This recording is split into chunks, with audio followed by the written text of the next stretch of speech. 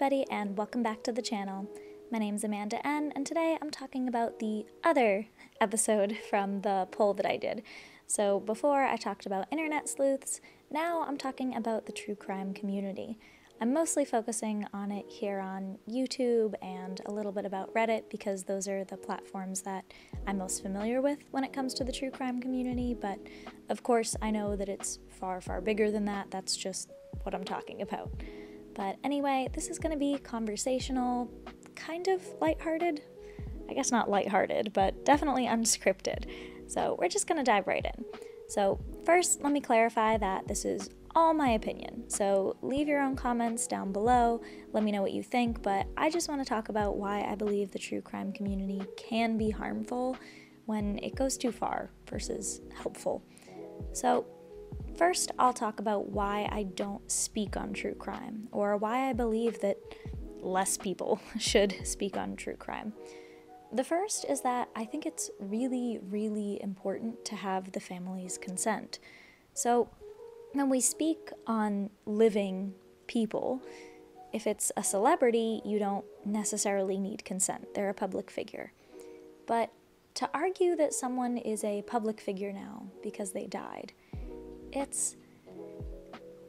it leaves a bad taste in my mouth. I don't know how else to say it, but it does. I don't think that someone should automatically be shoved into a spotlight or be a public figure or be analyzed simply because they died a brutal death. I mean, personally, if I died a really horrific way, I wouldn't want my life to be under a public microscope.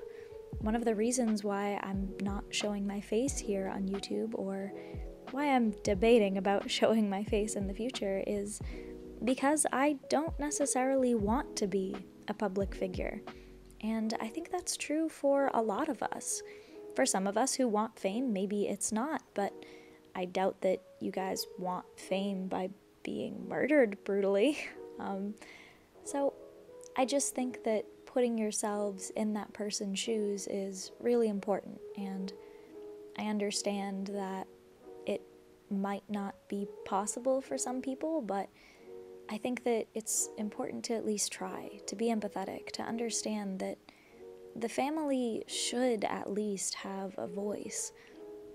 There are some cases out there that we can't avoid anymore, whether it's JonBenet Ramsey or, Casey Anthony. There's so many famous cases that have, quite frankly, been talked about to death that, sorry, that was a horrible pun, but there's so many cases that have been talked about and just overdone that I understand those are, in a weird way, celebrity cases, but I think that digging for unsolved cases and trying to bring them to light in a sensationalist way is really damaging, really truly damaging, unless it's to spread awareness and donate and truly find answers. I just can't condone it. That's a personal preference. That's a personal preference of mine. I really, really love what Kaylee Elise used to do.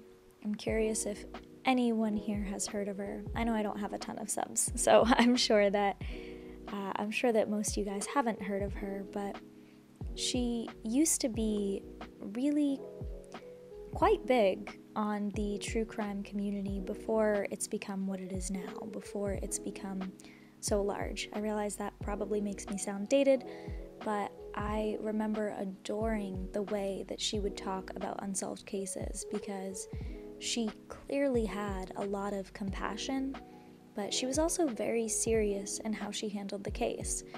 Whereas I think a lot of YouTubers can be very flippant and be very sassy. Which brings me to my next point number 2, which I think that it can be quite disrespectful. For example, I really don't like Nancy Grace. She's not a YouTuber, but a reporter, and ever since I saw how she handled, quite a few cases, the name is escaping me, but there's one case in particular that she handled that was extremely upsetting with a young woman that had been kidnapped and taken hostage, and the way that she interviewed her, interrogated her, it was really quite disturbing to watch. I looked it up very quick because it was on the tip of my tongue, and it's Elizabeth Smart. That was the case I was thinking of. She's handled plenty of other cases poorly, as well as the Duckett case, but regardless of Nancy Grace, I actually have lost a lot of respect for Bailey Sarian recently as well, not only for hosting Nancy Grace, but I feel that her flippant attitude when discussing cases, as well as quite a few other YouTubers' flippant attitude when discussing cases, has been really upsetting recently to watch, to see the true crime community become a top five most brutal deaths, and this is the most gory case you'll ever see. It feels like having to top one another over and over again. It's pretty upsetting, and I know that someone's search history somewhere must be, what's a really brutal unsolved case that we haven't talked about?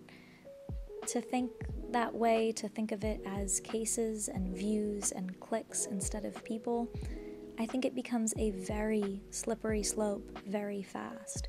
So that's the second issue I have with it. I'm not saying that true crime can't be monetized, but if you can't bring something to the table and you're just going to talk about something purely for clicks, and you have no intention of truly working with detectives or victims or anything of that nature, and it's really just purely self-serving, then, well, I have to wonder what you're doing. I don't think that's what true crime should be. I understand that's what it is in many cases, whether that's Investigation Discovery's whole entire channel, or whether it's a few YouTubers out there. But I do have those issues with true crime. I think that Investigation Discovery has had some good series out there where it's interviewing detectives and it's genuinely bringing awareness to cases that we might not ever think of. But we've become so desensitized to hearing about someone being brutally and horrifically murdered that I really don't want to be involved in the true crime community for these reasons. If I were to talk about true crime, it's because I can interview the family. Which brings me to the third point. Anyone can cover it. Anyone can talk about true crime. That is both a good and horrible, horrible thing, because true crime is profitable. It's only become more and more profitable in recent years. Murder mysteries are very, very profitable.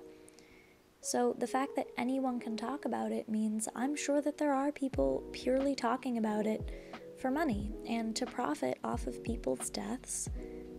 Well, it depends how you're doing it, but if you're doing it in the way that night crawlers do it, you have to be careful. If you're doing it in the way that true crime YouTubers do it, you have to be careful. Even if you're doing it in the way that a detective does it, you have to be careful. You have to be careful that you care about the victim, that this isn't just another body, another story, another photograph, but a real, true, breathing person. And that's why, if I'm going to talk about true crime and a case that matters to me, it will be a case that matters to me. I will be able to talk to the victim's family. It won't be, oh, hey, here's my speculation on JonBenet Ramsey. Because there's really not much point in that, is there? I don't know. That's my personal opinion. That's my personal take on it.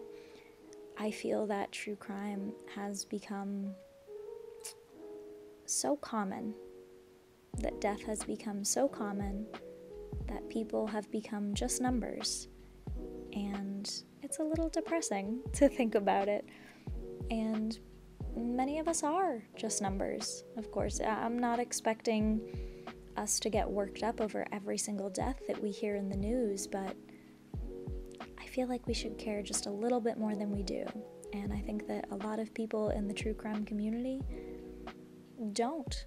I think that there are those out there that do. I see a lot of empathy in Kendall Rae's channel.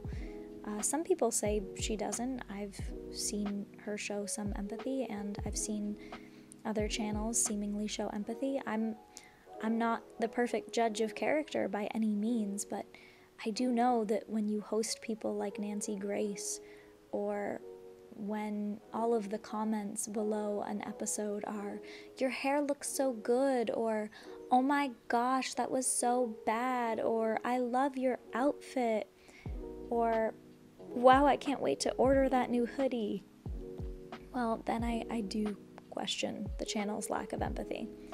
But with that said, that's where I'm going to end today's episode.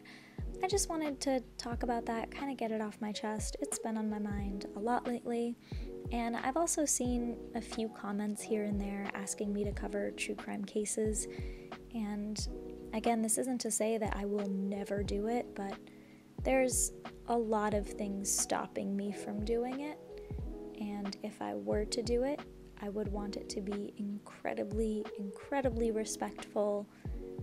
I would want it to be very well researched, and I would want to be able to speak to a victim's family, or at least have testimony, quotations from them, some sense of permission. And until I have all of those things, I'm just not gonna do it. So I hope you guys have a great weekend, and I'll see you in the next one.